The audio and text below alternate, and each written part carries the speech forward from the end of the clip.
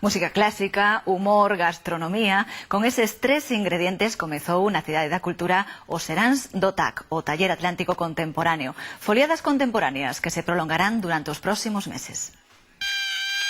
Ei, Carballeira!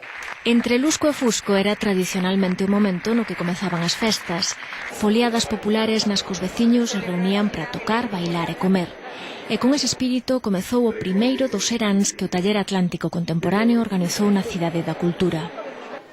Xa sei que a música de arpa non queda moi contemporánea, pero axuda nos Seráns.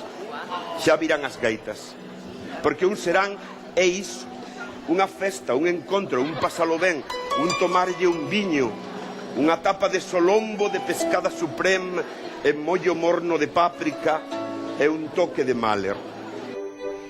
Carlos Blanco foi o mestre de cerimonias, o autor, segundo dixo, dun pregón deconstruído, o encargado de presentar a peza coa que os músicos do Taller Atlántico Contemporáneo celebraron o Día da Música. A cuarta é unha das máis curtas sinfonías de Mahler, con raras, exquisitas, dirían os portugueses, tonalidades garnacha na súa música. Un retrogusto amargo na súa estrea, disque, en Viena, un ir de máis a menos, unha verdadeira rareza na obra deste sumiller austríaco do que se conmemora o centenario da súa morte.